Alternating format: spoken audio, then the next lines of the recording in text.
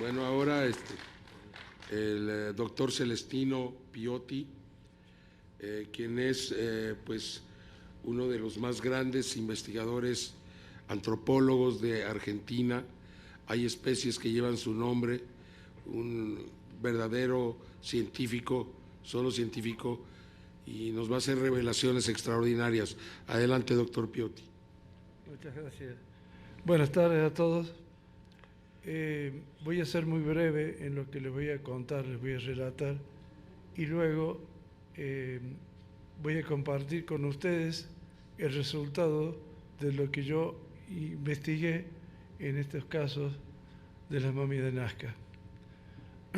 Siempre quiero aclarar que yo partí la investigación mía estrictamente desde el método científico aplicado a la ciencia médica.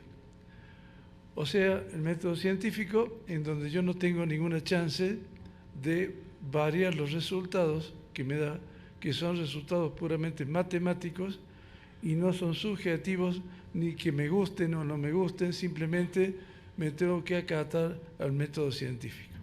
Entonces, recurrí a radiografías de cráneo, de perfil, las amplié y introduje dentro de ellas una serie de ángulos, de triángulos, de polígonos, de rectas, de anteroposterior, etc., y las medí. El resultado me dio una respuesta puramente aritmética.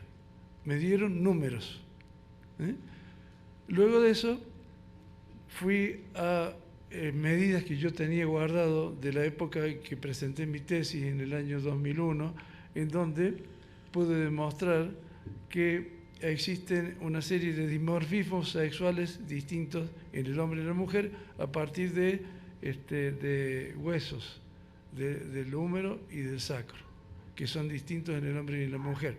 Entonces, esos índices que yo los tenía guardados de mi tesis, los comparé con estos y me dio algo muy curioso, que fue no una cosa totalmente opuesta de uno a otro, del ser humano a estos seres que no conocemos, sino una zona muy cercana a ellos.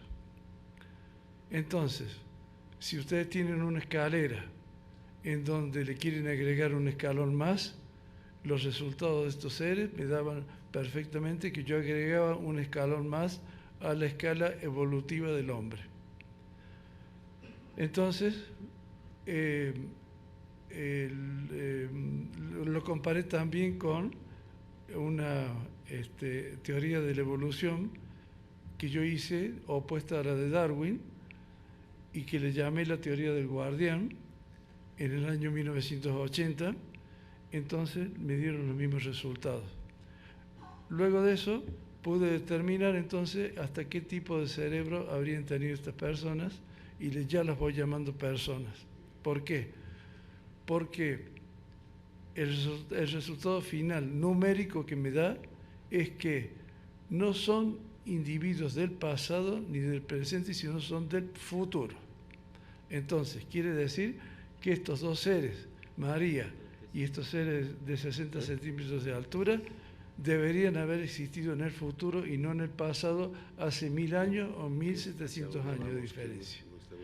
El método científico no me puede contestar, por lo tanto yo tampoco puedo hacerlo. ¿Por qué aparecen en el pasado y no tienen que aparecer en el futuro cuando la especie humana nuestra actual esté desapareciendo? Y María sería el eslabón último de la especie humana nuestra que va evolucionando hacia una especie nueva. Por lo tanto, María tendría parte de su genética humana y parte de una genética distinta. En cambio, los seres más bajos serían totalmente de una evolución de una especie que va a venir después de nosotros. Resumiendo, serían nuestros descendientes. Esto yo lo dejo aquí, no quiero seguir hablando, quiero que lo compartan conmigo y que piensen muy bien lo que yo les acabo de decir. Nada más. Doctor Piotti, o sea, Lo que usted nos está diciendo es que si usted proyecta la evolución del ser humano hacia el futuro, nosotros probablemente, de acuerdo a lo que platicamos, en unos 3 millones de años podemos llegar a ser parecidos a esos seres. Es posible. Mire, le pongo un ejemplo. ¿Cómo podrá ser la Tierra de enemiga del hombre en ese momento que estos seres bajitos, como yo les llamo, llegan a tener el cuerpo que ya no les sirve más para sobrevivir? Un cuerpo que es inútil, no pueden caminar, no pueden tomar las cosas con la mano. Entonces, frente al mundo, si el cuerpo no les sirve, están en extinción ellos también. Pero ¿qué es lo que hacen? Desarrollan el cerebro mucho más para manejar todo con el cerebro. O sea, estos seres, a pesar de ser pequeños, tienen proporcionalmente un cerebro más grande que nosotros. En proporción tienen un cerebro mucho más grande que nosotros con respecto a nuestro cuerpo. Cuando más chico el cuerpo de ellos, se les va agrandando más el cerebro, o sea que se potencia mucho más.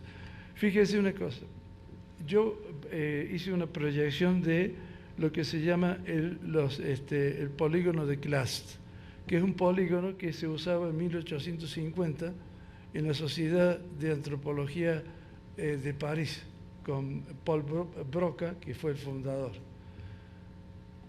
Divido la cavidad craneana en 4 partes. Me da la parte anterosuperior, el lóbulo frontal, huidizo, o sea, no frontal como nosotros, sino caído hacia atrás, como los monos del viejo mundo, o los monos africanos, o los monos del Australopithecus, ¿no es cierto?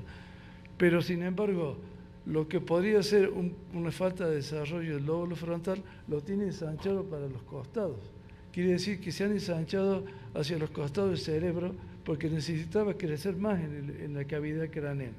Luego me da una base cerebral, que en el ser humano no cambia casi nunca la base del cráneo. Es lo que menos se mueve en la evolución humana. Y sin embargo nos da una cavidad de la hipófisis mucho más grande que la nuestra, lo cual significa una gran actividad hormonal.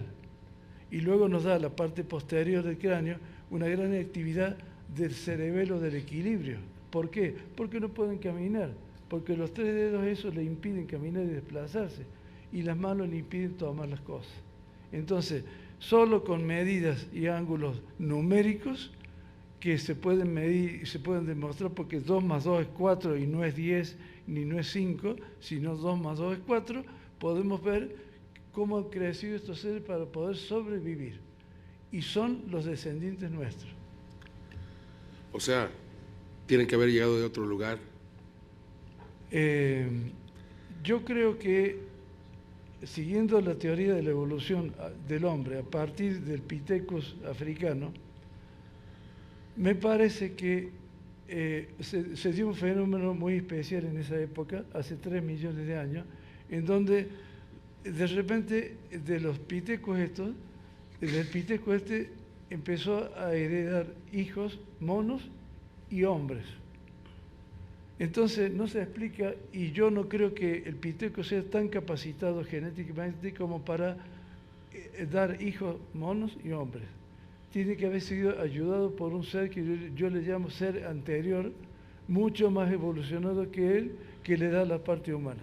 Por sí solo no podría haber pasado... Bueno, esto es revolucionario, doctor. Por eso solo no podría haber el Pithecus haber evolucionado 3 millones de años y que sigamos nosotros siendo iguales como somos.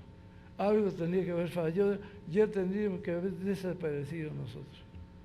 Y no desaparecemos por ese ser anterior que le da la genética que le faltaba al Pithecus. Aparentemente existe algún tipo de creación artificial. No, no es creación artificial, es creación natural del hombre. Es la especie humana. ¿Alguien la llevó a cabo, ese ser superior? Y yo diría que Dios. Bueno, está bien. El ser superior es mandado por Dios. Es una persona o otro ser que tiene cierta capacidad genética que no la tiene el Pithecus, y por lo tanto le permite al Pithecus dar hijos monos y luego dar hombres, y se dividen.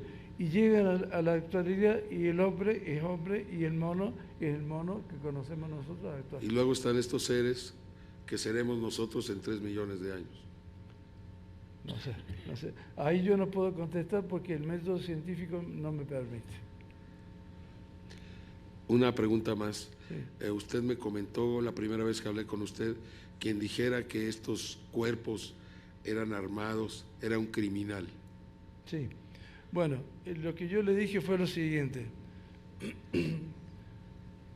La persona que critica sin tener un método científico y sin tener un poco de conocimiento como para oponer otro conocimiento y crear más ciencia en base a la crítica del método que uno presenta, es una persona que es sumamente dañina, porque no solo no tiene conocimiento, sino que evita que los pueblos crezcan y conozcan, y los pueblos que no conocen llegan a hacer guerras. Entonces, para evitar todas esas cosas hay que estudiar, y estudiar en conjunto todo y crecer de esa forma. ¿Le parece importante investigar a estos seres? Por supuesto, yo creo que esto tiene que seguir porque son seres biológicos que no han vivido, no viven, sino que van a vivir. Y queremos ver qué le vamos a dejar nosotros a ellos, qué mundo le dejamos nosotros a ellos. Muchísimas gracias, maestro.